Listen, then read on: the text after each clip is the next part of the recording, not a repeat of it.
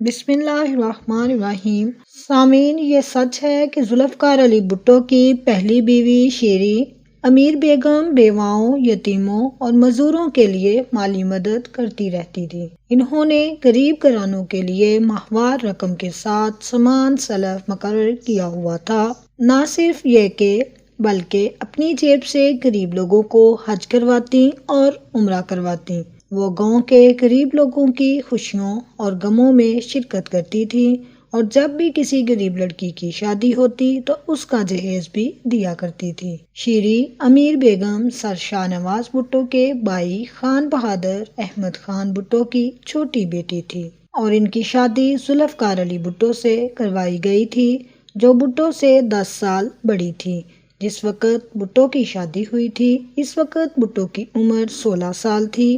امیر بیگم مذہبی خیالات اور روایات کی حامل تھیں، جس نے ساری عمر نماز اور عبادت میں گزار دی۔ ان کی شادی بھٹو سے اس لیے کی گئی تھی کہ دونوں بھائیوں میں محبت اور رشتہ مضبوط ہو، اور گھر کی مالکیت اور جائیداد گھر میں ہی رہے۔ شیری بیگم کو بھٹو سے بے حد محبت تھی۔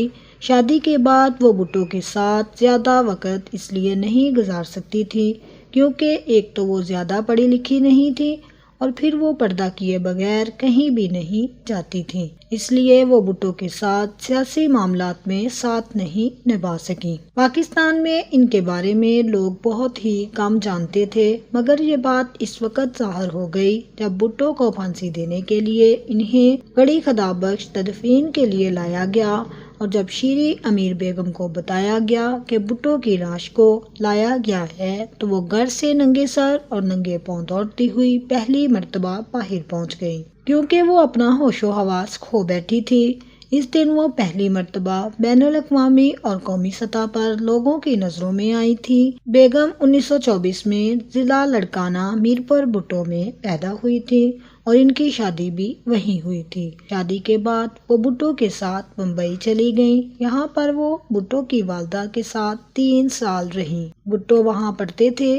جب بھٹو کی والدہ کا انتقال ہو گیا تو وہ واپس گاؤں چلی آئیں۔ وہ 1944 سے 1947 تک وہاں رہیں۔ وہاں رہ کر بھی ان کا دل غریبوں کے لیے تڑپتا تھا۔ وہ کہتی تھی کہ دنیا میں سب سے زیادہ پیار اسے اپنے گاؤں والوں اور گاؤں سے تھا۔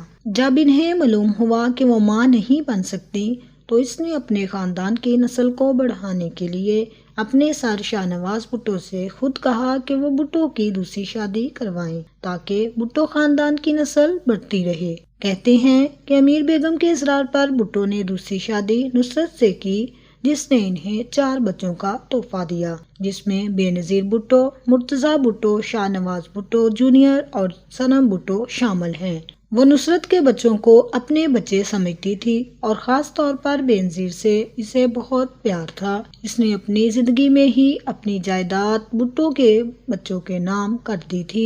اسے سیاست سے کوئی دلچسپی نہیں تھی۔ اس نے ایک بیٹی گود لی تھی جس کو کچھ مالکیت دے کر اپنا فرض نبھایا اور اس کی شادی بھی کروا دی تھی۔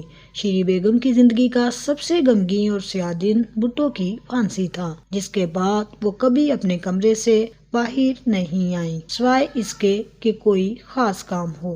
پھانسی سے پہلے وہ بھٹو سے راولپنڈی کی جیل کی کال کوٹری میں 4 مرتبہ ملنے گئیں۔ جب وہ پہلی مرتبہ گئیں تو ان سے رہا نہیں گیا اور وہ رو پڑیں، جس پر بھٹو نے کہا کہ تم مت رو، ورنہ جیل والے اور دشمن کہیں گے کہ بھٹو کی عورتیں کمزور ہیں۔ بھٹو کی زندگی بچانے کے لیے وہ ساری رات عبادت کرتی اور اللہ سے دعائیں مانگتی، پیروں اور فقیروں کے دروازوں پر جا کر دعائیں مانگتی رہیں۔ بھٹو کی پھانسی کے بعد وہ جب حج کرنے گئیں تو واپسی پر نصرت کی طبیعت پوچھنے اور بے نظیر سے ملنے دبئی گئی تھیں۔ انہوں نے تقریباً 10 حج کیے تھے۔ حج کے دوران وہ اپنی گود لی ہوئی بیٹی سے ملنے بھی دبئی گئی تھیں۔